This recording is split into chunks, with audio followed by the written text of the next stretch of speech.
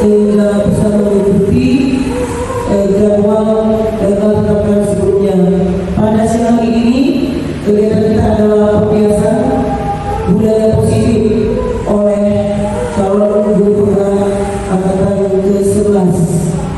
Untuk itu sebelum memulai acara ini, baiknya kami membacakan dulu susunan acara pada siang hari ini. Yang pertama pembukaan, kemudian kata sambutan dari kepala SDG 20 ATM Mewakili. Setelah itu acara inti kebiasaan baik oleh calon guru penggerak angkatan ke-11. Yang keempat, diskusi dan yang kelima penutup. Demikian acara untuk hari ini. Sebelum kita mulai acara, ada baiknya kita membuka acara ini dan membacakan basmalah. Bismillahirrahmanirrahim. Acara berikutnya kata sambutan dari Ibu Kepala SD Negeri 50 atau yang mewakili kepada Ibu Ria Yuni SPD, kami persilakan.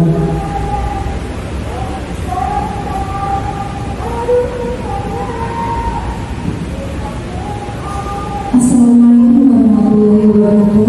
Waalaikumsalam warahmatullahi wabarakatuh. Puji syukur Allah Subhanahu wa Ta'ala karena berkat dan dia ini kita dapat berkumpul di kelas ini untuk kegiatan pembiasan budaya positif dari calon guru penggerak angkatan 11. Sebelumnya saya hormati calon guru penggerak angkatan 11. Semoga apa yang akan disampaikan dapat bermanfaat dan dimanfaatkan oleh guru-guru di SD Negeri 50. Amin ya rabbal alamin. Pembiasan budaya positif ini bagi saya sangat dibutuhkan bagi guru-guru kita di sini, apalagi mungkin kita sudah pernah mempelajarinya secara tidak sadar, tapi mungkin perlu diruncikan lagi, perlu diingatkan lagi agar dapat mengembangkan kompetensi kita untuk memberikan pembelajaran yang bermanfaat bagi guru kita.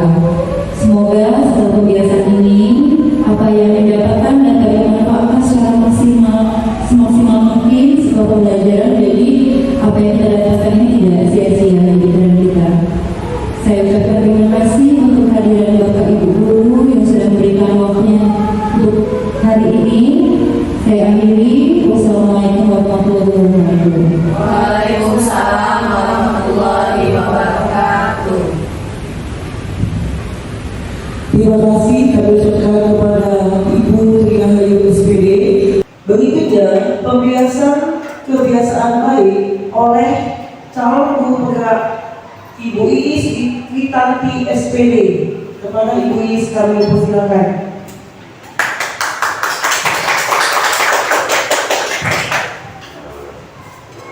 Assalamualaikum warahmatullahi wabarakatuh. Waalaikumsalam warahmatullahi wabarakatuh. Selamat siang Bapak Ibu guru hebat. Sebelumnya alhamdulillah terima kasih banyak. Saya dan rekan-rekan lainnya diberikan kesempatan untuk melakukan pembiasan mengenai budaya positif pada modul 1.4 yang sudah kami pelajari pada pendidikan calon guru penggerak angkatan 11. Baiklah, pada hari ini saya akan memaparkan mengenai budaya positif. Namun sebelum memaparkan tentang budaya positif, saya akan melakukan ice breaking terlebih dahulu. Ice breaking hari ini saya mohonkan untuk Bapak Ibu berdiri sebentar karena kita akan melakukan senam bersama biar lebih semangat.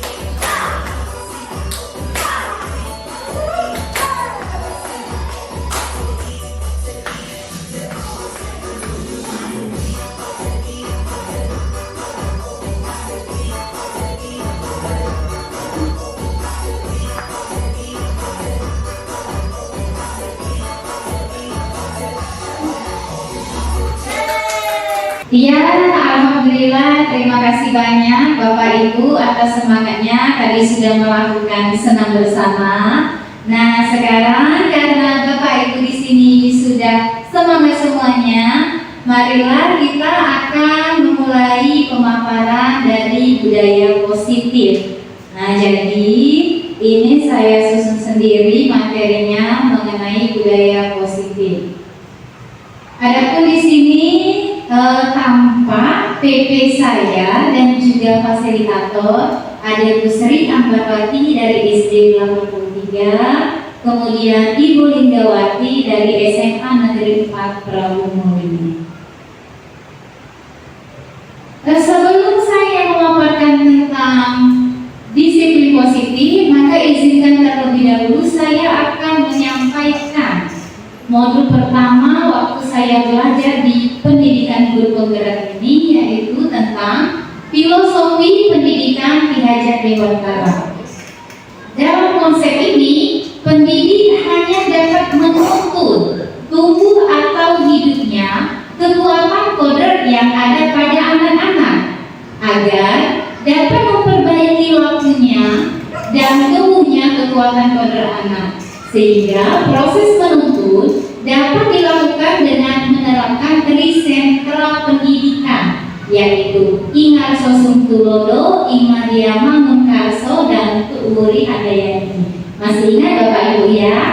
Berarti kita di depan, kita seorang guru di depan sebagai teladan, kemudian di tengah kita memberi motivasi, dan di belakang kita mendorong anak didik kita untuk melakukan proses pembelajaran.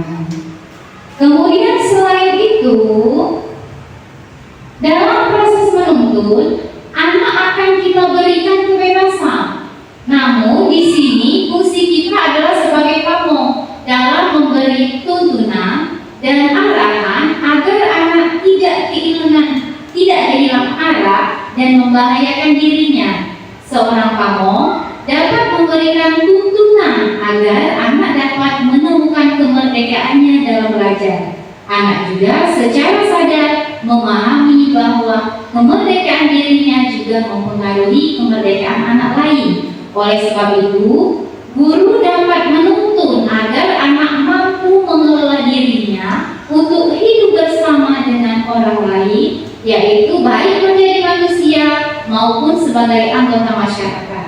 Nah, dalam hal inilah diperlukan yang namanya budi pekerti. Sehingga Ki Hajar Dewantara di sini berpendapat bahwa budi pekerti adalah kemampuan kodrat manusia atau individu yang berhubungan dengan bagian biologis dan berperan dalam menentukan karakter seseorang. Oke, kita next ke slide berikutnya. Nah, sehingga konsep kemerdekaan belajar anak dapat diterapkan melalui pendidikan yang berpihak pada anak. Nah, kemudian untuk mewujudkan tujuan pendidikan yang sesuai dengan filosofi pemikiran pendidikan Ki Hajar Dewantara, kita harus memiliki nilai dan peran Bapak Ibu ya. Kemudian nilai dan peran seperti apa yang harus kita miliki agar untuk mencapai tujuan pendidikan berdasarkan filosofi Ki Hajar Dewantara tercapai. Nah, inilah ada 5 dan nilai yang peran yang harus kita miliki sebagai seorang guru. Jadi nilai dan peran ini bukan hanya harus dimiliki oleh seorang guru penggerak saja, Bapak Ibu.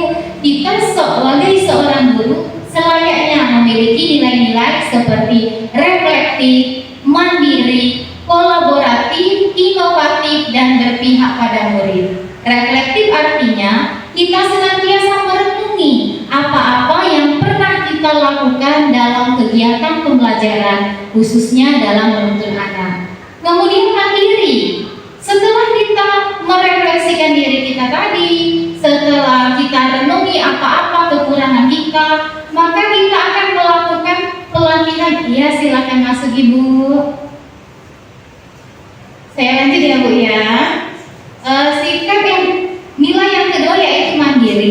Jadi setelah kita merenungi apa-apa kekurangan kita akan melakukan pelatihan secara mandiri. Apa yang kita butuhkan, apa kompetensi yang harus kita tingkatkan agar kita bisa menerapkan pembelajaran yang berpihak pada murid, yaitu pada nilai yang kelima.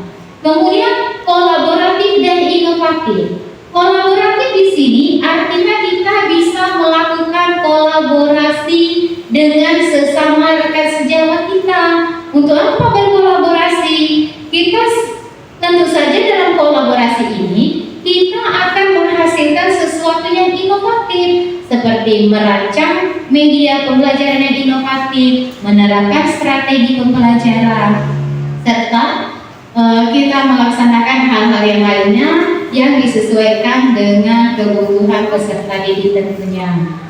Kemudian untuk menguatkan kelima nilai tersebut, kita memiliki 5 peran, yaitu menjadi pemimpin pembelajaran, menjadi coach bagi guru lain, mendorong kolaborasi, menggerakkan komunitas, dan mewujudkan kepemimpinan. Jadi kaitannya yang tadi, untuk melaksanakan tujuan pendidikan yang berpihak pada anak, kita sebagai seorang guru harus memiliki nilai dan peran ini.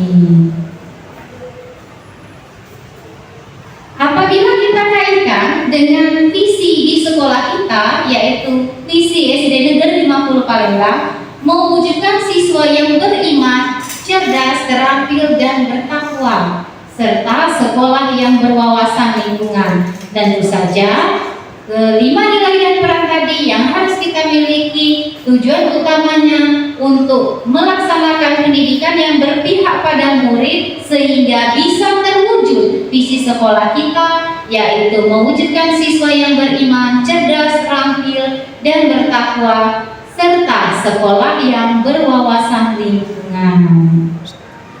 Lalu bagaimana langkah awal yang harus kita lakukan untuk mewujudkan visi suatu sekolah? Langkah awal yang harus kita lakukan yaitu mewujudkan disiplin positif di sekolah. Nah, materi mengenai disiplin positif di sekolah inilah yang akan kita kupas tuntas secara mendalam, secara mendetail, agar kita semua, Bapak Ibu guru di sini, bisa menerapkan budaya positif di sekolah yang kita cintai ini, yaitu SD Negeri 50 Palembang. Bapak Ibu sekalian, Ki Hajar Dewantara menyatakan bahwa di mana ada kemerdekaan, maka di sanalah harus ada disiplin yang kuat. Sungguh pun disiplin itu bersifat self-discipline, yaitu kita sendiri yang mewajibkan diri kita dengan sekeras-kerasnya, tetapi itu sama saja. Sebab jikalau kita tidak cakap melakukan self-discipline, wajiblah penguasa lain mendisiplinkan diri kita. Dan peraturan demikian itulah harus ada di dalam suasana yang merdeka. Nah, kata-kata ini saya kutip dari pemikiran Ki Hajar Dewantara dalam bukunya, yaitu Pemikiran Konsepsi Keteladanan Sikap Merdeka cetakan kelima tahun 2013 halaman 470. Jadi di sini Bapak Ibu, di mana ada kemerdekaan, kita harus punya rasa disiplin yang kuat. Apalagi kita ini akan mewujudkan pendidikan yang merdeka belajar, yaitu bisa belajar di mana saja. Sebelum kita menerapkan merdeka belajar, jadi harus ada sikap disiplin dalam diri kita. Nah, kemudian ini sudah tadi ya Bapak Ibu ya. Lalu apa tujuan membangun budaya positif di sekolah? Adapun tujuan membangun budaya positif di sekolah yaitu untuk menumbuhkan karakter anak kita. Kita semua percaya bahwa tujuan penting sekolah adalah pembentukan karakter. Itulah mengapa banyak program sekolah sekolah yang bertujuan untuk menumbuhkan karakter murid. Adapun karakter yang diharapkan yaitu menjadi manusia dan anggota masyarakat untuk mencapai keselamatan dan kebahagiaan seperti yang tertera dalam tujuan pendidikan nasional kita, yaitu yang tercantum dalam profil pelajar Pancasila. Ada berapa Bapak Ibu profil dimensi pelajar Pancasila?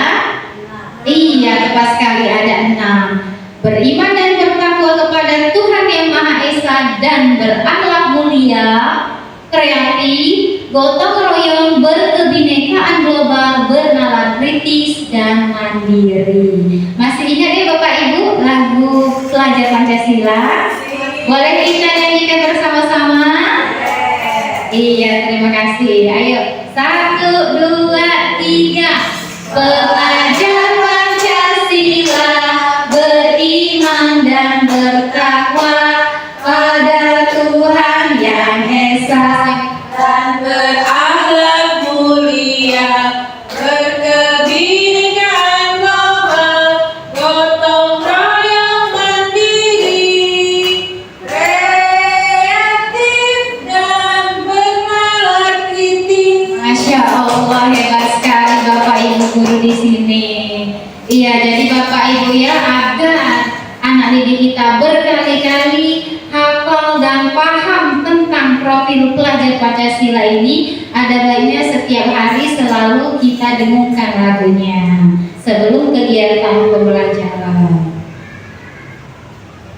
Nah, karena tadi materi kita adalah disiplin positif dan bagaimana cara kita langkah awal untuk melaksanakan disiplin dari dalam diri kita, maka terlebih dahulu kita harus mengetahui mengenai 3 motivasi seorang manusia dalam melakukan suatu tindakan. Nah, teori motivasi di sini ada 3 ya Bapak Ibu. Yang pertama, menghindari hukuman atau rasa sakit. Yang kedua, mendapatkan penghargaan.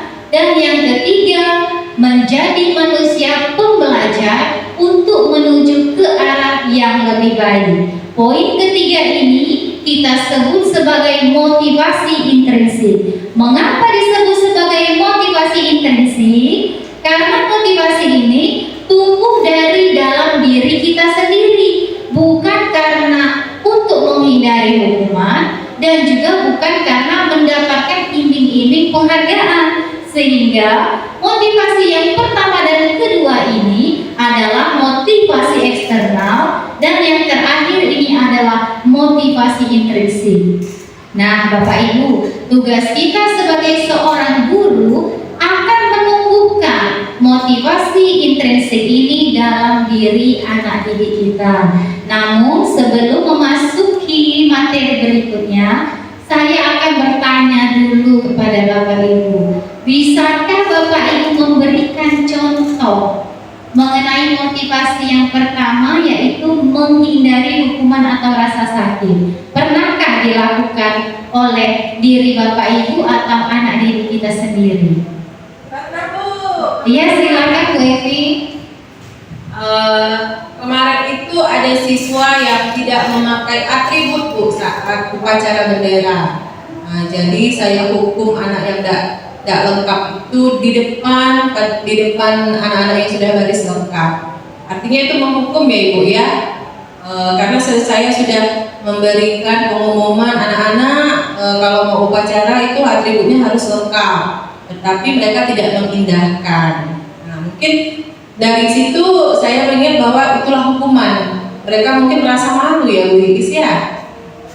Iya, baik, terima kasih Bu Evi. Beri tepuk tangan untuk Bu Evi. Kita beri tepuk keren ya Bapak Ibu ya. Tepuk keren. Keren keren. Keren keren. Keren. Iya, terima kasih Bu Evi. Saya rasa bukan hanya Bu Evi saja yang pernah melakukan hukuman ya Bapak Ibu.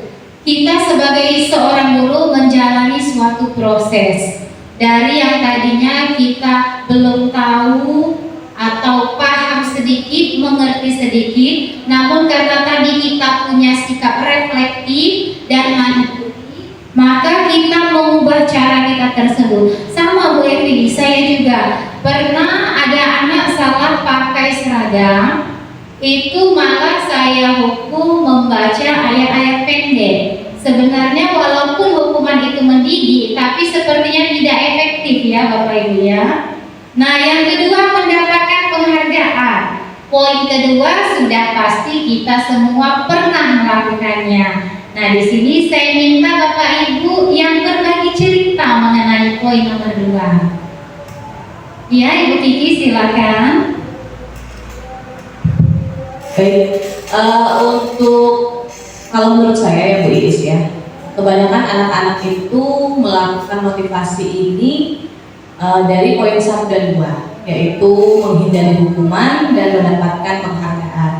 Nah, di sini untuk contoh mendapatkan penghargaan ya pasti kita sudah merasakan semua ya sebagai guru. Jadi kalau misalkan nih kita bilang sama anak-anak, siapa yang cepet kumpul latihannya nanti ibu kasih, seperti itu kan, reward, atau kita kasih bintang gitu kan. Kalau bintang kasih permen, iya betul, berarti kasih permen. Kalau putri dikasih apa putri biasanya?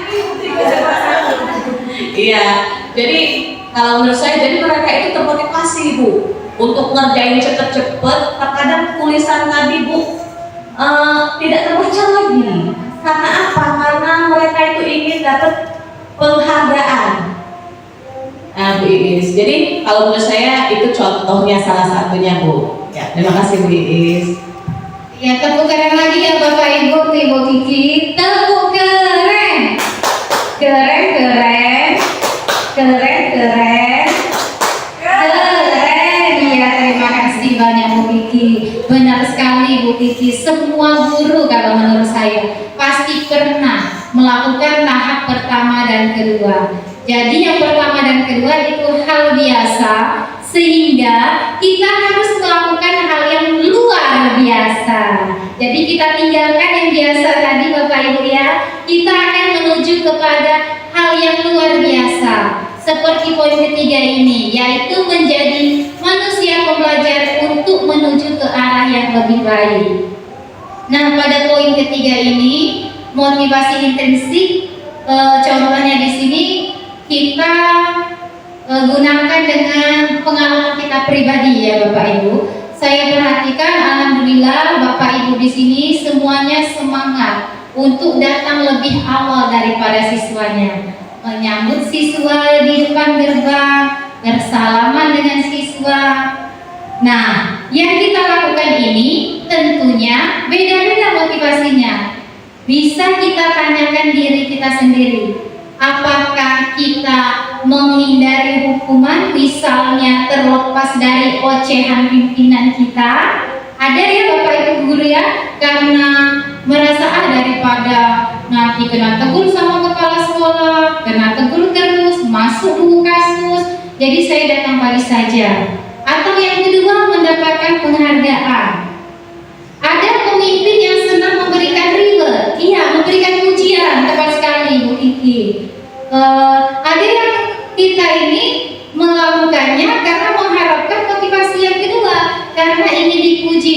Wah, misalnya ini ya, hebat sekali Ibu Tri Handayani jauh-jauh dari Talang Jambe datang ke SD Negeri 50, tapi selalu urutannya 3 besar, jarang ketiga, selalu yang pertama dan yang kedua.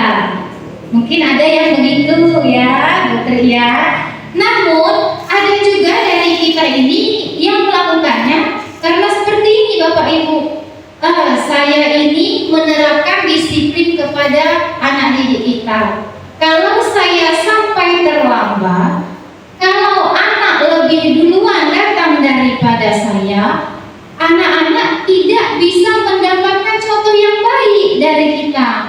Sehingga motivasi kita melakukan hal tersebut datang tepat waktu karena kita ingin menjadi role model bagi peserta didik kita. Jadi sebelum kita meminta anak didik kita untuk menghargai waktu, waktu, maka kita yang terlebih dahulu untuk menghargai waktu.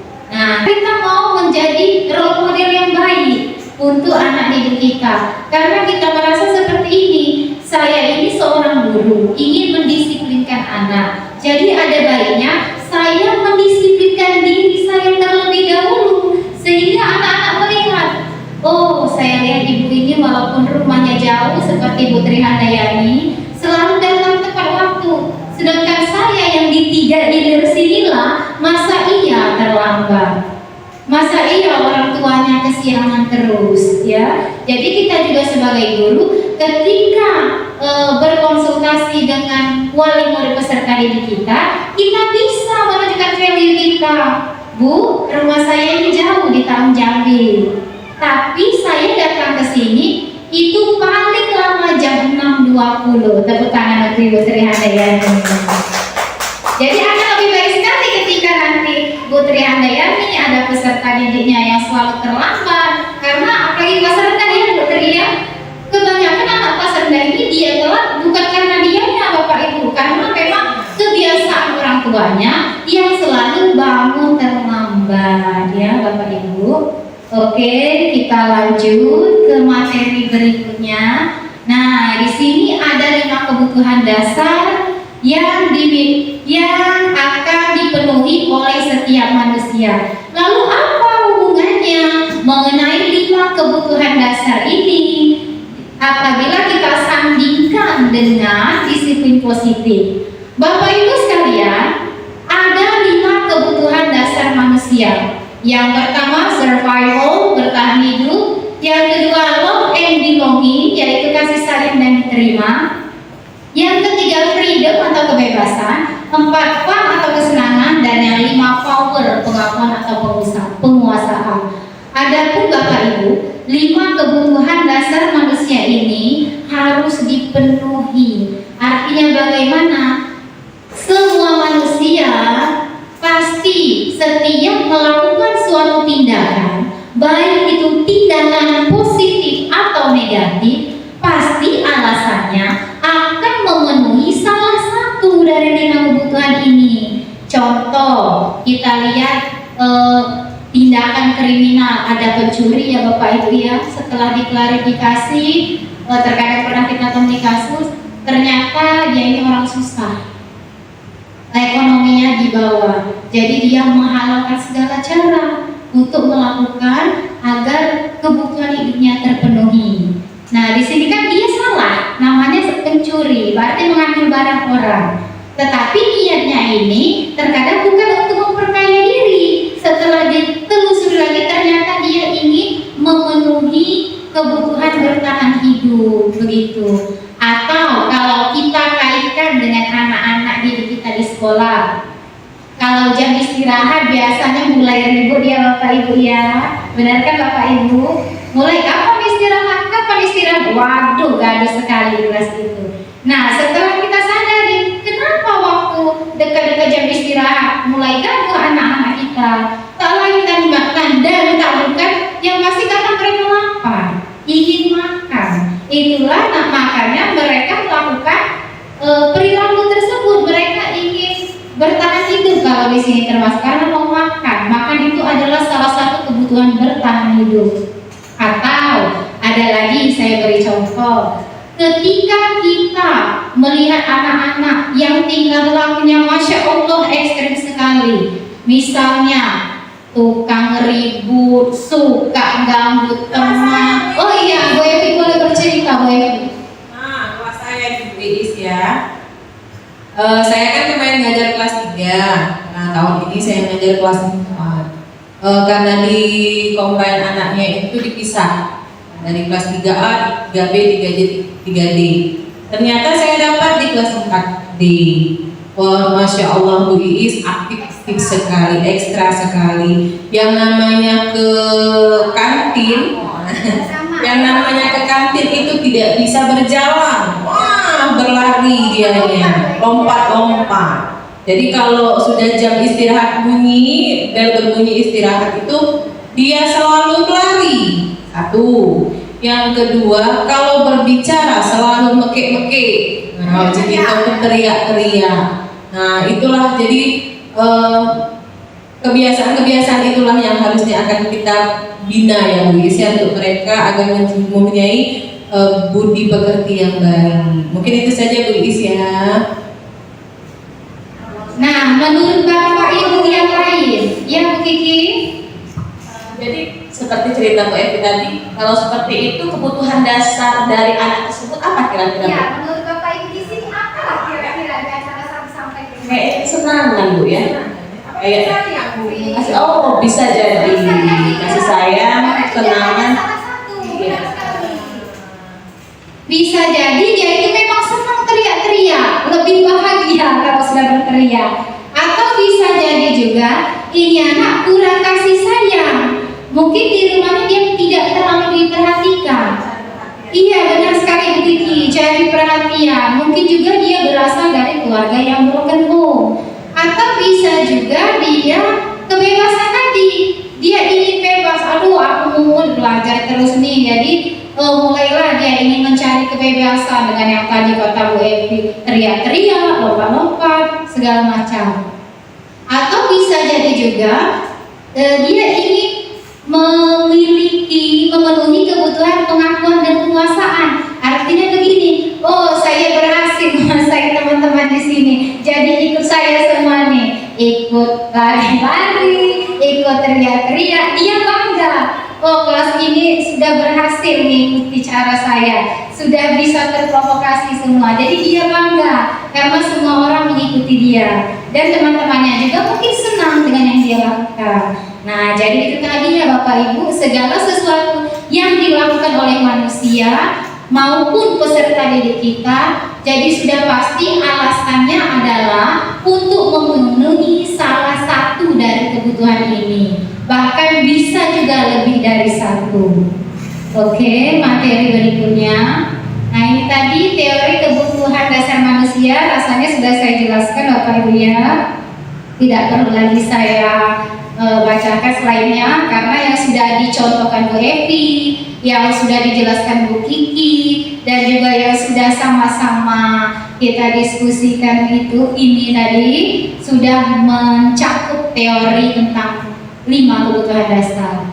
Nah, berikutnya 5 posisi kontrol guru. Nah, jadi kita sebagai seorang guru memiliki 5 posisi kontrol yang mungkin baik secara sadar ataupun tidak sadar kita pasti pernah melakukannya. Sama Bapak Ibu, saya juga seperti itu. Apalagi sebelum saya mengikuti pendidikan calon guru penggerak angkatan 11 ini. Lalu apa saja 5 posisi kontrol guru? Di sini yang pertama yaitu sebagai penghukum, yang kedua pembuat rasa bersalah, yang ketiga teman, yang keempat pemantau, dan yang kelima manajer. Nah, penjelasan lebih lanjut ini saya punya tabel, kurang terbaca ya Bapak Ibu ya. Nah, terbaca. Yang pertama di sini sebagai penghukum ya Bapak Ibu ya. Ini kurang terbaca ya Bapak Ibu ya, saya bacakan saja. Di sini guru berbuat. Nah, perbuatan gurunya kita bedakan. Jika kita sebagai penghukum, maka sesuatu yang dilakukan guru itu adalah menghardik, menunjuk, menyakiti, menyindir. Contoh gini, ada siswa datang terlambat, kita memposisikan sebagai penghukum. Kita akan menghardik, menunjuk-nunjuk, menyakiti atau menyindir. Contohnya gini ya, kalau ada siswa terlambat, karena kita posisinya sebagai penghukum, langsung marah kita. Ini sudah jam berapa? Kita maksudnya jam berapa? Kenapa kamu terlambat? Nah, itu kita sebagai penghukum Bapak Ibu ya. Nah, ya betul sekali. Disuruh apa Bu Evi? Keluar, gak usah ikut pelajaran ibu ya kamu ya. Ada lagi Putri bisa memberikan contoh? Biasanya baru tadi kejadian pagi tadi ada yang terlambat, tapi saya bilang kayak tadi ini udah jam berapa, kenapa terlambat. Iya, walaupun dengan lemah lembut, dengan kasih sayang, tapi tetap di sini posisinya sebagai penghukum karena menyindir begitu. Cuma caranya saja yang lebih halus. Kalau Bu Ayu pernah Bu Ayu? Mungkin kalau yang menghukum kayak kalau datang terlambat berdiri seperti itu. Iya, itu zaman kita kecil ya, kayaknya Bu Ayu ini dia teringat waktu masa sekolahnya dulu karena sama kita semua pernah mengalaminya ya Bapak Ibu. Iya, dipraktekkan Bu Kiki sudah angkat kaki kita jewer telinga kita. Nah kemudian membuat siswa kita merasa bersalah. Kita akan berceramah menunjukkan kekecewaan yang mendalam. Jujur Bapak Ibu, ini senjata andalan saya sebelum saya mengikuti guru penggerak. Karena menurut saya sangat efektif cara ini Bapak Ibu ya. Jadi biasanya kalau ada siswa terlambat, saya pasti berceramah. Bangun jam berapa kamu sholat subuh atau enggak? Harusnya gini begitu ya. Kamu lihat rumah ibu ini jauh, rumah kamu di 3 Ilir, ibu dari Gandus, setengah 6 subuh datang ke sini. Itu kan jadi buat siswanya merasa bersalah ya. Mikir dia mesti pikir, oh ibu ini rumah jauh, udah datang duluan, mau ngajari saya rumahnya yang di 3 Ilir sinilah, kok jam 7 lewat baru datang. Nah ini biasanya saya sering nih Bapak Ibu ya. Jadi bukan Bapak Ibu saja, saya juga berbagi pengalaman sering bahkan. Nah kemudian kalau kita sebagai teman, maka yang akan dilakukan seorang guru itu membuatkan alasan-alasan untuk muridnya. Contoh gini Bapak Ibu ya, yang telat tadi, ayo cepat masuk. Nanti kamu kena malah ibu kelas kalau di sini. Nah nanti nak ya, kalau ibu kepala sekolah nanya, kamu bilang saja bahwa kamu tadi tidak telat gitu ya. Cuma tadi sudah datang, kemudian karena buru-buru ada yang ketinggalan, kamu pulang lagi. Jadi sebenarnya kamu sudah datang pagi, tapi karena kamu pulang ada barang ketinggalan, jadi kamu datang lagi ke sekolah. Kalau teman ini rasanya jarang ya Bapak Ibu ya, karena untuk apa kita menutupi kesalahan anak murid kita ya? Yang lebih bagusnya kita buat dia lebih sadar. Jarang saya temui untuk menjadi teman. Tapi kalau di sekolah saya yang lama ada Bapak Ibu guru seperti ini. Misalkan kalau dia terlambat itu kan harus melakukan aktivitas seperti buang sampah, Bapak Ibu ya, membersihkan kantor. Ada guru yang menyelamatkan. Sudahlah langsung masuk kelas aja kamu. Kasihan Bapak lihat kamu. Nanti kamu capek. Ada seperti itu. Dan walaupun jarang, saya pernah juga mengalaminya. Karena saya lihat memang kondisi anak tersebut sepertinya kurang sehat. Tapi kalau menurut saya pribadi jarang sekali kita memposisikan sebagai teman. Kemudian yang keempat, jika sebagai pemantau kita akan melakukan perhitungan atau mengukur. Maksudnya di sini kita menjelaskan konsekuensi. Jadi anak telat tadi nggak kita tanya lagi, langsung nanya, kamu terlambat kan? Iya Bu. Biasanya kalau terlambat harus ngapain kita? Harus bersihkan WC Bu, harus ngepel Bu. Ya sudah, kamu lakukan sana sesuai dengan konsekuensinya tanpa kita tanya lagi. Nah ini posisi yang luar biasa. Yang terakhir yaitu sebagai seorang manajer. Di sini kita mengajukan pertanyaan. Nah sebagai seorang manajer artinya kita berkomunikasi, bertanya apa alasannya, yang nantinya dalam posisi sebagai seorang manajer ini kita akan menerapkan segitiga restitusi. Itu tadi sikap guru ya Bapak Ibu ya. Nah kemudian perkataannya sepertinya sudah saya jelaskan tadi Bapak Ibu ya. Nah itu tadi contohnya, kalau kamu tidak melakukannya saya akan begini-begini. Seperti kata Bu Evi tadi, berdiri begitu ya. Sepertinya tidak usah saja ini Bapak Ibu ya saya jelaskan karena tadi sudah cukup penjelasannya. Nah kemudian ini hasil. Hasil ini perlu saya paparkan secara detail. Kemudian hasil dari yang kita perbuat tadi, jikalau kita sebagai seorang penghukum, maka kita akan hasilnya adalah si anak tadi akan memberontak, menjadi pendendam dan menyalahkan orang lain. Seperti contohnya, karena tadi dia merasa sakit dibentak, dia merasa malu dimarah tadi, jadi akhirnya dia memiliki sikap pendendam. Karena seperti yang bagaimana Bu Ayu tadi, pengalaman Bu Ayu ke sekolah dulu jika terlambat? Kalau misalkan disuruh berdiri, jadi benci sama guru itu. Iya, sampai sekarang teringat ya Pak ya, sama Bu Ayu. Jadi pengalaman sekolah dulu, pernah satu kelas itu ada yang mencoret-coret tempat duduk guru, nggak tahu orangnya siapa, karena gurunya tadi keburu emosi, jadi kami sekelas kena pukul pakai sapu lidi, dan itu sangat membekas di benak saya, benar kata Bu Ayu. Dan sampai sekarang kalau ketemu guru tersebut selalu saya ungkit dengan Bu Ayu. Jadi ada pernah berapa kali sampai guru itu hafal yang dipukul pakai sapu lidi. Sekarang jadi guru juga kan, seperti itu. Teringat-ingat terus karena saya merasa nggak salah, yang salah satu orang. Ini kok nggak bisa diklarifikasi siapa pelakunya.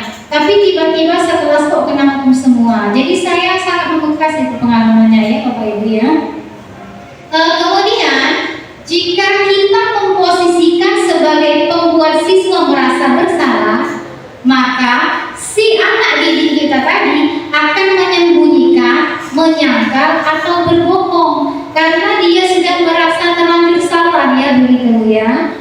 Jadi kalau kita memposisikan sebagai membuat rasa bersalah, maka si anak tadi akan menyangkal karena dia merasa salah sama kita, dia nggak enakan sama kita karena tadi ibu ini rumahnya jauh tapi sudah datang duluan, sedangkan saya rumah di sinilah baru datang. Jadi dia pasti mikirnya gini, ya itulah mamaku di pulau, bangunnya siang, dan aku pulau tadi kesiangan, lagi telat juga kan aku sekolah. Jadi kayak itu dia mikirnya. Karena kenapa dia merasa salah dari kita tadi? Alhasil dia bilang, orang tua saya tadi kesiangan Bu, tadi ayah saya ngajak dulu mampir beli sarapan, ini itu dan sebagainya. Kemudian apabila kita sebagai teman, maka hasil didikan kita akan membuat anak didik kita ketergantungan. Karena kenapa? Selalu ditutupi dan ditutupi seterusnya. Nah, kalau di sini biasanya kita lihat orang tua yang memanjakan anaknya ya Bapak Ibu ya. Anaknya sering salah ditutupi, padahal anaknya bangun kesiangan, dibilangnya sakit, padahal anaknya tadi itu memang malas belajar, tapi alasannya itu karena capek, lelah, ada kekurangan ini itu. Nah, apabila kita mendidik seperti itu, maka akan menyebabkan anak kita tadi menjadi ketergantungan. Nah, kemudian apabila kita menjadi pemantau, maka si anak tadi akan berbuat baik apabila dia diawasi. Ini kurang ke sini mungkin ya spektrumnya ya. Ya, itu saja ya. Nah, hasil didikan kita apabila kita menjadi pemantau, maka si anak tadi atau siswa tadi dia akan menyesuaikan diri, dia akan memperbaiki diri apabila dia diawasi. Tanpa konsekuensi dia tidak akan melakukannya.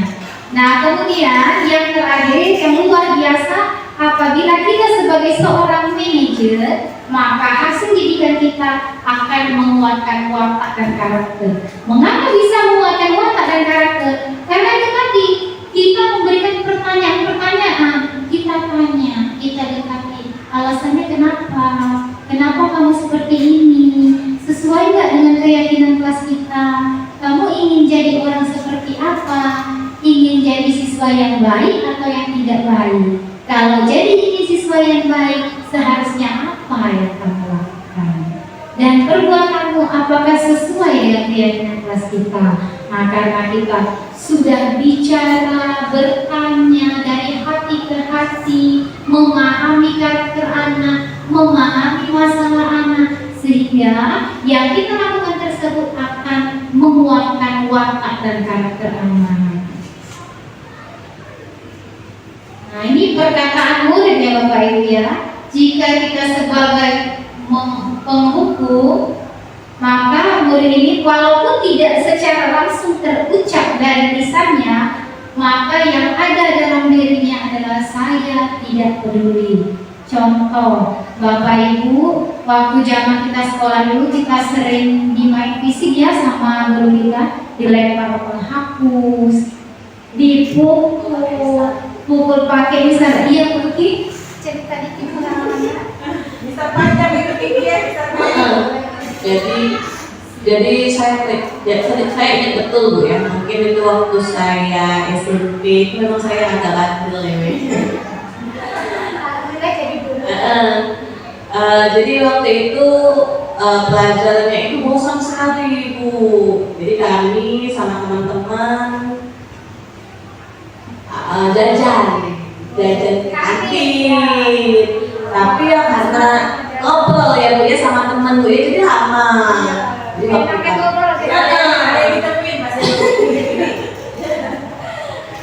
Jadi waktu jadi waktu masuk, ternyata gurunya sudah berdiri di depan kelas sambil mata melotot gitu kan, bapak. Dari mana kalian? Ambil mistar. Ini akan lupa. Berdua sama teman. Jadi teringatnya itu aja. Membekas ya. Membekas sekali. Nah, dari sini setelah kita dihukum, pasti dalam hati itu ada kita tidak perlu sudah kena pukul juga, sudah dipukul ya sudah, hilang saja gitu kan. Kita tidak fokus dengan kesalahan kita, justru dalam hati kita akan menyalahkan si guru ini tadi. Karena kenapa? Kita merasa sakit ya Bapak Ibu ya. Jadi kita tidak peduli dengan kesalahan kita, yang kita pedulikan adalah rasa sakit kita. Nah kemudian jika kita menjadi seorang yang membuat rasa bersalah, oh iya Putri, ya, mama Putri ya. Ini ceritanya sih pas masih SD kelas 3 kalau nggak salah. Saya ngerapal perkalian 1 sampai 10. Jadi tangannya tuh ditabok pakai mistar kayu gitu. Dipukul pakai mistar kayu di telapak tangan kanan dan telapak tangan kiri. Tapi dari situ sih akhirnya sadar sih. Biar malu sama teman-teman yang lain kan ada hafal perkalian 1 sampai 10. Jadi dari sana saya mau buktikan sama ibu itu, aku hafal perkalian, malah hafal 1 sampai 12 jadinya pas di depan. Kayak balas dendam sama gurunya gitu. Iya, bagus ya Putri tadi justru memotivasi. Alhamdulillah efeknya positif ya. Cuma kalau efeknya positif tadi ada rasa dendam walaupun dendamnya positif. Ya betul ya. Hafal karena dendam, bukan memang karena memang perkalian ini adalah materi yang penting. Memang saya ini harus bisa perkalian karena banyak masalah sehari-hari ini yang bisa diselesaikan dan berhubungan dengan perkalian. Jadi motifnya dendam gitu. Karena menghukum tadi ya Putri ya. Sama Bu, saya juga pernah seperti itu. Pelajar bahasa Inggris kalau saya waktu itu ya Putri ya. Kemudian apabila kita sebagai pembuat rasa bersalah, maka respon anak didik kita sudah pasti meminta maaf ya Bapak Ibu ya. Kemudian jika kita sebagai teman, maka hal yang muncul dalam benak anak didik kita karena sering ditutup-tutupi sehingga dia ketergantungan dengan kita, maka dia mikir, oh ini teman saya. Benar sekali Bapak Ibu ya, seperti cerita saya di sekolah lama tadi. Karena si guru ini sering menutupi keburukannya tadi, kesalahannya tadi, jadi si anak ini tidak ada segan-segannya. Jadi kalau ketemu tos sama gurunya seperti Bapak Ibu ya, seperti itu. Padahal walaupun kita ini ramah sama anak, sayang sama anak, sebagai seorang guru sudah selayaknya kita harus menunjukkan kewibawaan, ketegasan. Jadi ada saatnya kita sayang sama dia, ada saatnya kita bermain-main sama dia. Tetapi untuk hal-hal yang penting, kalau sudah seperti itu kan, artinya dia menyepelekan kita. Masa gurunya diajak kos gitu kan? Masa makan sama-sama dengan gurunya dalam satu wadah seperti itu? Alhasil dia meremehkan, bapak ini juga teman kita, ibu ini juga teman kita, seperti itu. Kemudian, jika sebagai seorang pemantau, maka hal yang muncul di benak anak didik kita yaitu, saya akan dapat berapa bintang ya kalau saya rajin ke sekolah? Saya akan dikasih Bu Ayu apa ya kalau nilai saya 100? Saya mau dikasih Putri apa ya kalau saya rajin membaca? Saya mau diberi Bu Evi apa ya kalau saya tidak nakal lagi? Dan saya mau dikasih Bu Kiki hadiah apa ya kalau saya rajin tiket dan membersihkan kelas, seperti itu. Kemudian jika kita menjadi manajer, maka karena kita tadi sudah sangat pandai melakukan pendekatan, kita sudah sangat mahir melontarkan pertanyaan-pertanyaan, maka karena pendekatan yang insentif, pembicaraan dari hati ke hati akan memunculkan hal seperti ini dalam anak didik kita. Bagaimana caranya agar saya bisa memperbaiki keadaan ini? Saya akan memperbaiki masalah ini dengan apa seperti itu. Karena muncul kesadaran diri, muncul motivasi intrinsik, sehingga dia berpikir, oh saya harus ngapain ya supaya nggak ini lagi. Seperti Ibu Tri Andayani, kalau mungkin gurunya kemarin seperti manajer ya, Bu Tri ya, pasti Bu Tri pikirnya gini, oh iya memang benar perkalian ini dibutuhkan. Oh iya, saya ini harus bisa menguasai perkalian. Kalau nanti tiba-tiba saya bisa pembagian berarti kalau Bu tidak bisa berkalian, Bu. Iya. Kalau Bu Tri tidak bisa berkalian, jadi pada saat materi pembagian dia tidak akan bisa. Kalau dia tadi muncul motivasi. Iya, intrinsiknya. Tapi cuma karena dendam tadi ya ada alasannya. Dendam memang dendamnya dan positif, tapi karena balik lagi karena pembungkuk tadi ada rasa sakit di dalam diri kita. Iya, benar sekali Betty. Nah, kemudian ini dampak pada murid. Yang pertama, jika kita sebagai seorang penghukum, maka anak didik kita akan mengulangi kesalahan berulang kali. Bahkan dia bisa menjadi agresif, Bapak Ibu. Dan jika kita membuat rasa bersalah, dia merasa rendah diri, mereka merasa gagal, dan mereka merasa tidak berharga. Karena mengapa? Mereka selalu diliputi rasa bersalah. Kemudian jika kita menjadi seorang teman, memposisikan diri kita sebagai teman, maka si anak tadi dia selalu ketergantungan, tidak mandiri, dan tidak bisa memutuskan apa-apa dengan pikirannya sendiri. Contoh, misalkan ada air tumpah, nggak langsung dipel, tapi nanya dulu, Bu, air tumpah, ini mau diapakan gitu ya. Bu, ada ini saya harus di mana? Karena dia nggak bisa memutuskan, nggak bisa mencari solusi. Tapi apabila menjadi pemantau, maka si anak akan menitik beratkan pada dampak dirinya sendiri. Kenapa menitik beratkan pada dirinya sendiri? Karena dia merasa mendapatkan hadiah tadi, ya Bapak Ibu ya. Sehingga dampak pada murid ini, dia apabila kita tidak lagi memberikan penghargaan, dia pikirnya gini, enggak lagi dikasih Bu Ayu roti, enggak lagi dibeliin hadiah sama Bu Tri. Jadi dianya untuk melakukan berulang-ulang itu jadi timbullah rasa malas dan rasa enggan. Namun apabila kita berhasil memposisikan diri kita sebagai seorang manajer, maka dampak pada murid yang akan terlihat adalah mereka bisa mengevaluasi diri mereka bagaimana menjadi diri yang lebih baik. Jadi motivasinya, dampak yang terdampak yang muncul pada anak didik kita, yaitu mereka akan merubah diri mereka agar menjadi lebih baik dari sebelumnya. Nah, adapun 5 posisi tersebut ya Bapak Ibu, akan kita lihat identitas gagal dan identitas berhasil atau sukses ya. Nah, di sini identitas gagal dan perilaku kontrol negatif jika kita sebagai penghukum dan pembuat rasa bersalah. Kemudian, identitas berhasil atau sukses terbagi menjadi dua.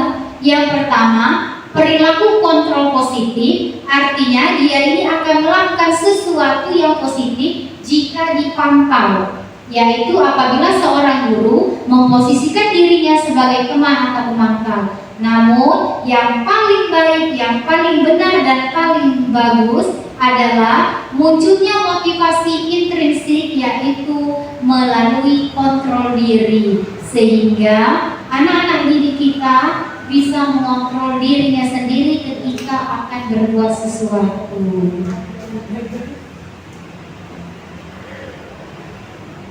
Nah, ini kaitannya dengan dunia berkualitas, ya.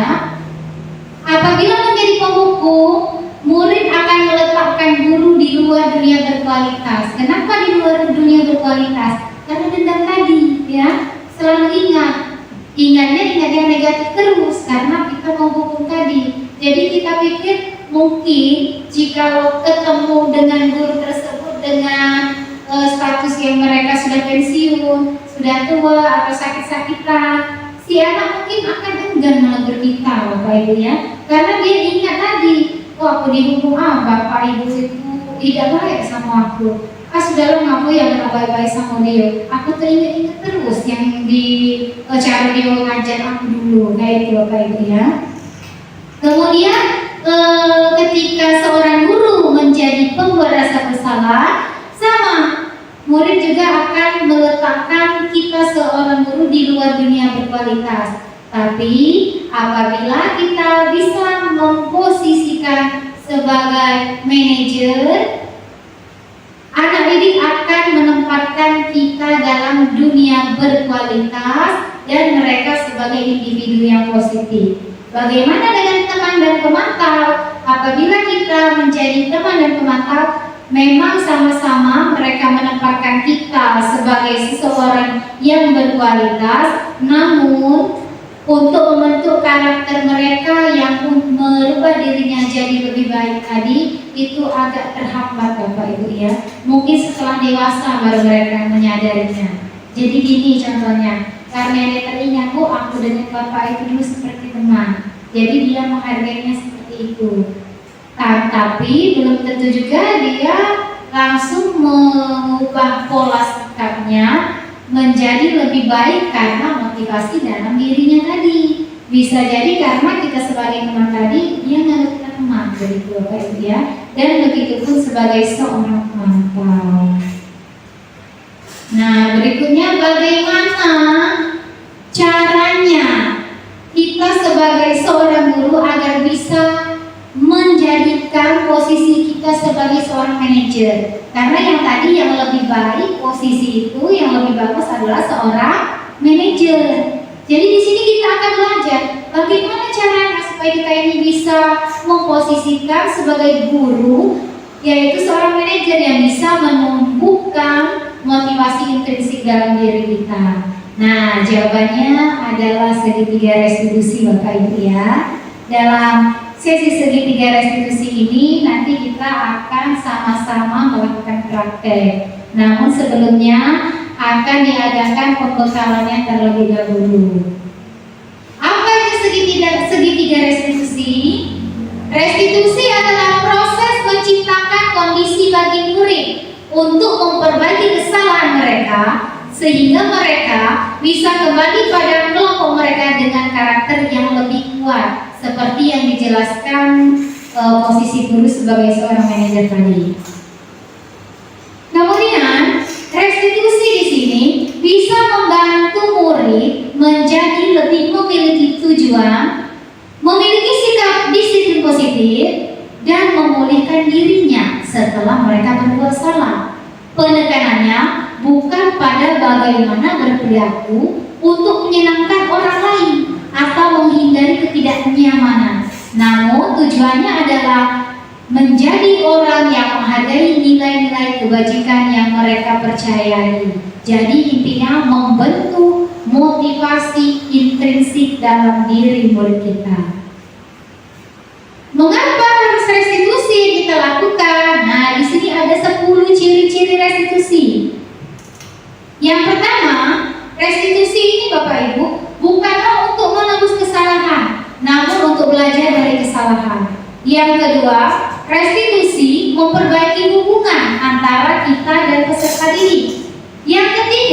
restitusi adalah tawaran, bukan paksaan.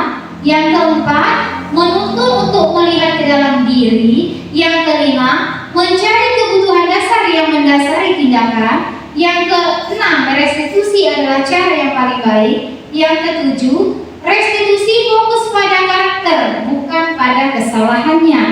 Yang kedelapan, restitusi menguatkan karakter peserta didik. Kemudian fokus pada solusi. Dan yang terpentingnya itu restitusi mengembalikan murid yang berbuat salah pada kelompoknya. Jadi ketika dia berbuat kesalahan, memperbaikinya dan memiliki karakter yang kuat, sehingga ketika mereka kembali kepada kelompoknya, anak-anak ini akan tumbuh memiliki karakter dan pribadi yang lebih kuat.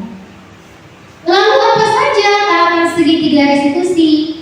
Yang namanya segitiga berarti 3 sisi ya Bapak Ibu ya. Nah, di sini juga sama. Segitiga restitusi berarti ada 3 tahapan. Yang pertama, menstabilkan identitas. Yang kedua, validasi tindakan yang salah. Dan yang ketiga, menanyakan yang keyakinan. Nah, di sini ada tahap-tahapnya, bisa dibaca. Ketika menstabilkan identitas yang kita ucapkan, setiap orang pasti pernah melakukan kesalahan dan kamu bukan satu-satunya yang pernah melakukan ini. Kemudian setelah menstabilkan identitas, kita validasi kebutuhannya.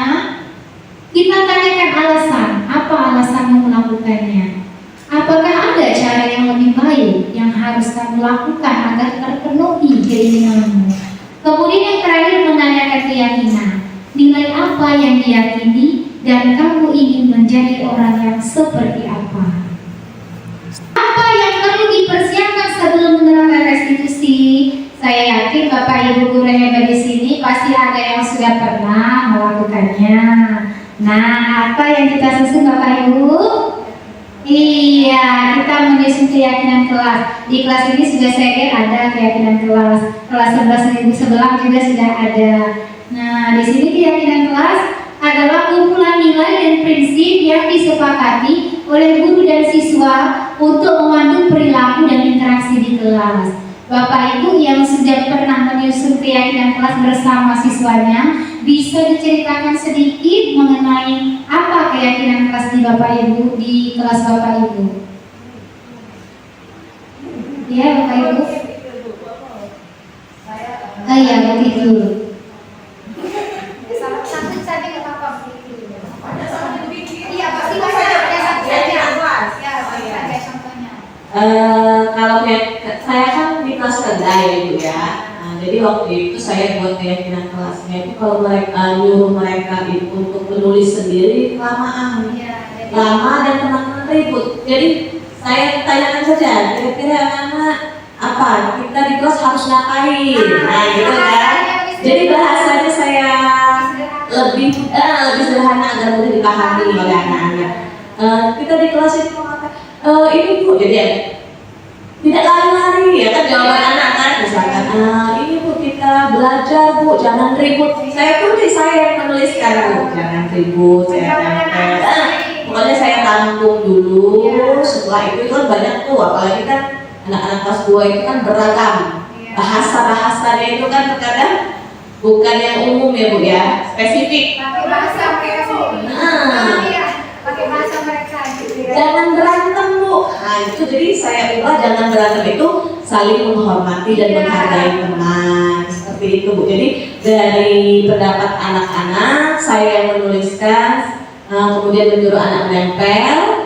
Setelah itu baru saya ubah kalimat negatif, bukan negatif sih, apa ya? Kalimat positif. Ya jadi kalau misalkan jangan berantem gitu kan, ada kata berantemnya. Jadi saya ubah yang lebih positif lagi, seperti itu Bu. Terima kasih Bu Kiki, berarti Anda sudah sangat memahami ya Ibu Kiki di sini. Nah ini cara menyusun keyakinan kelasnya Bapak Ibu ya. Kelima tahap ini sepertinya sudah diceritakan sama Ibu Kiki tadi. Yang pertama meminta siswa untuk menulis keyakinannya, kemudian membahas keyakinan yang telah ditulis, memilah-milah keyakinan kelas karena banyak tadi yang kalimatnya, jadi kita luruskan, kita kita luruskan begitu ya, kita luruskan supaya enak dibaca. Karena kan kalimat anak-anak tahu sendiri ya Bu ya. Kemudian mengubah keyakinan agar menjadi kalimat positif dan terakhir disepakati bersama-sama. Nah, di sini ada contoh kasus Bapak Ibu ya. Contoh kasus penerapan segitiga restitusi. Jadi tanpa saya baca, saya ceritakan secara langsung saja Bapak Ibu ya. Jadi Anto dan Dino ini awal mulanya main di lapangan basket. Nah setelah bermain, namanya main kadang-kadang ada adu mulut, ada siku-siku kan, sehingga terpancing emosi Bapak Ibu ya. Sehingga suatu ketika ada suatu insiden yang membuat si Anto emosi sehingga memukul si Dino. Nah, kemudian karena sudah memukul tadi, alhasil kancingnya lepas. Anto atau Dino yang dipukul ya? Iya, Anto. Anto yang dipukul, Dino yang mukul. Kemejanya si Anto ini lepas, 3 kancing bajunya. Ya sudah pasti kalau berarti seriusan ini berkelahnya. Alhamdulillah adanya kepala sekolah yang bijak yaitu Bu Suti. Jadi Bu Suti ini melakukan pendekatan, dia bertanya kepada kedua anak ini. Nah, cara dia menanyakan di sini ada di kutip kalimatnya.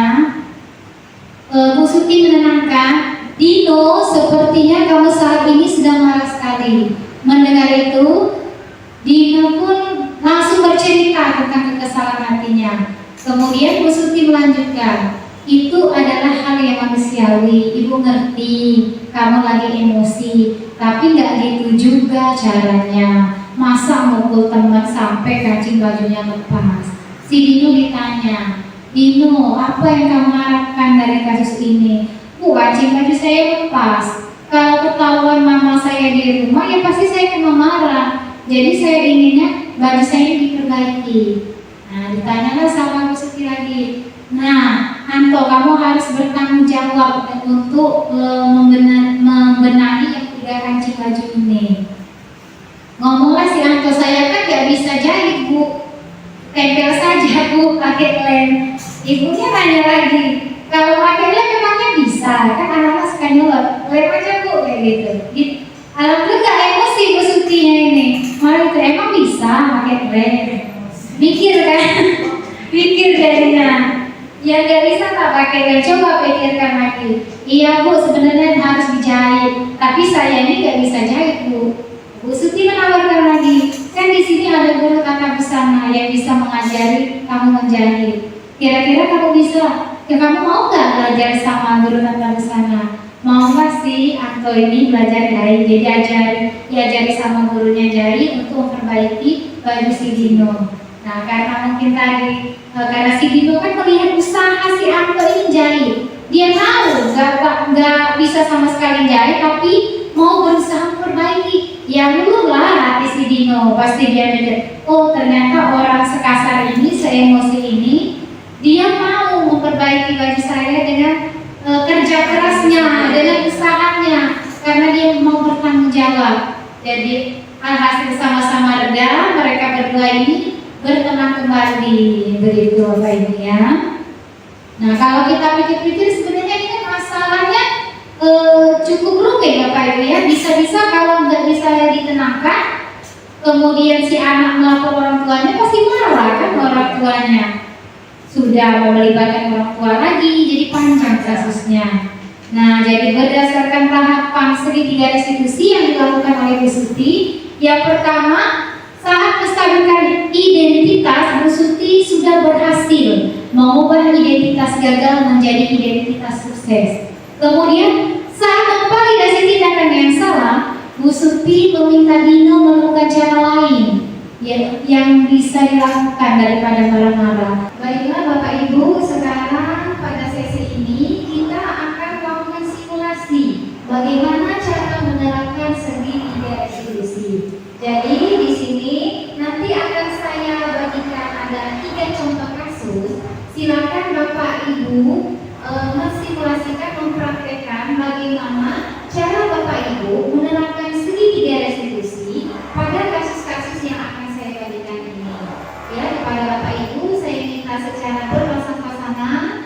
satu menjadi siswa dan yang satu menjadi guru. Akan saya bagikan kasusnya.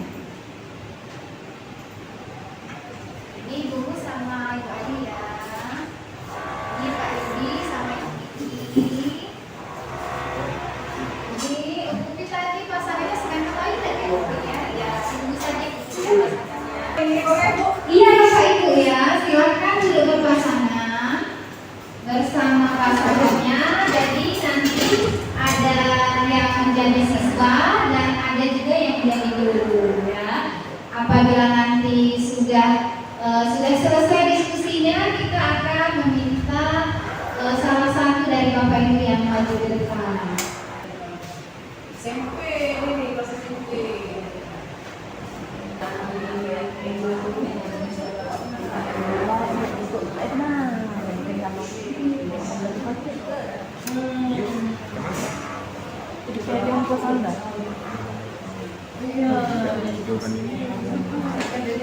Dengan ini ya.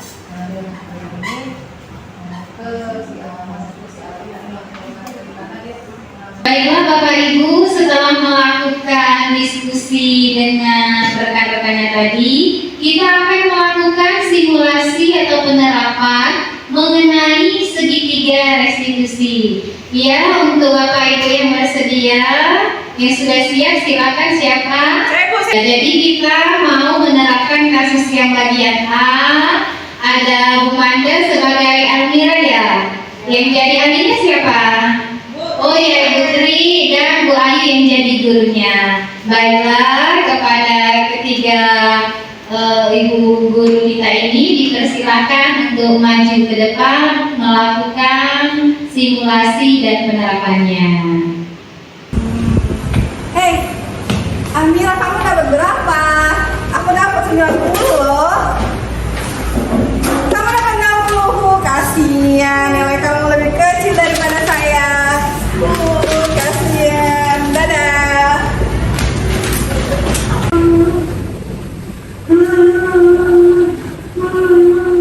Amira, kenapa sayang? Bisa Ibu bantu? Ali? Kenapa dia? Dia sekarang bisa kali Amira. Oh, begitu. Bentar ya, Ibu panggil Alinya ya. Ali? Ya, Bu. Oke, Amira tunggu di sini ya. Ali, sorry, Ibu ya. Baik ya, Bu. Ada apa sih, Bu? Halo, Ali. Iya, Bu. Ali tahu nggak kenapa Ali dipanggil ke sini? Tahu, Bu. Tahu? Kira-kira kenapa? Almira nangis tadi bukan, Bu? Ali tahu nggak kenapa Almira nangis seperti tadi? Nggak tahu, Bu. Nggak tahu. Kira-kira menurut Ali, Amira nangis gara-gara apa ya? Sebelumnya gimana dengan Amira? Mungkin nilainya kecil, Bu, jadi dia menangis. Oh, karena nilainya kecil. Ada yang lain nggak? Kayaknya nggak ada deh. Coba lihat Indah yakin nggak? Tadi sih saya sempat ngejek Amira, Bu. Oh, begitu. Nah, menurut Ali, mengejek itu perilaku yang baik nggak? Tidak baik sih, Bu. Oke, Ibu tahu ya, setiap manusia itu pasti pernah yang melakukan kesalahan seperti yang Ali lakukan. Tetapi sebagai manusia, kita seharusnya bisa belajar lebih baik lagi ya Ali ya. Nah, Ali masih ingat nggak keyakinan kelas kita yang pernah kita buat? Apa coba? Kita harus menghormati dan menghargai sama. Menghormati dan menghargai sesama. Pintar. Kira-kira mengapa Ali mengejek Amira? Tadi karena saya merasa senang, Bu. Saya dapat nilai 90 dan Kak Amira nilainya lebih kecil daripada saya. Oh gitu ya, Ali merasa lebih baik daripada Amira ya, seperti itu ya. Tapi kalau dilihat dari keyakinan kelas, sudah sesuai belum tadi? Yang mengejek tadi sudah sesuai belum? Tidak sesuai. Tidak sesuai. Nah, tadi kan Amira nangis. Kira-kira biar Amira bisa merasa lebih baik lagi, apa yang perlu Ali lakukan? Minta maaf. Minta maaf. Kira-kira kapan Ali mau minta maaf? sekarang bisa Bu. Sekarang bisa. Oke, sekarang nanti silakan Ali menghampiri Amira. Kasihan soalnya Amiranya nangis. Ali sering kan bermain dengan Amira? Sering Bu. Oke, nah sekarang Amira silakan keluar dari ruangan ini. Silakan Ali keluar dari ruangan ini. Nanti Ali hampirin Amira dan minta maaf ya. Ya Bu. Oke, Ali anak hebat. Semangat ya. Permisi Bu. Iya. Amira, aku mau minta maaf ya. Tadi aku sudah dipanggil sama Ibu Ayu, aku sudah dinasihati. Sebenarnya perilaku aku tadi itu tidak baik. Aku sudah mengakui kesalahanku dan aku ingin memperbaikinya. Minta maaf ya. Tapi kamu jangan gini, jangan gitu lagi sama aku. Ya aku janji. Nanti ya, Minta maaf ya. iya. Kita akan segera jawab. Ya. Oke. Ibu, akhirnya kita sudah tiba di penghujung acara yang kita mulai dari tadi ada ice breaking-nya, saya memaparkan gaya positif, kemudian kita melakukan diskusi, dan ada lagi yang paling berkesan menurut saya ketika tadi ada Bapak Ibu guru yang melakukan simulasi mengenai segitiga restitusi Bapak Ibu ya. Bapak Ibu sekalian, terima kasih banyak atas waktunya hari ini. Semoga apa yang telah saya paparkan tadi bisa kita terapkan dalam kegiatan pembelajaran supaya kita bisa menjadi guru yang bisa mengkondisikan dan memposisikan diri kita sebagai manajer. Kepada Ibu Kepala Sekolah, apa yang mewakili saya ucapkan terima kasih, dan atas segala kekurangan saya pada hari ini saya mohon maaf. Wabillahi taufiq wal hidayah. Wassalamualaikum warahmatullahi wabarakatuh.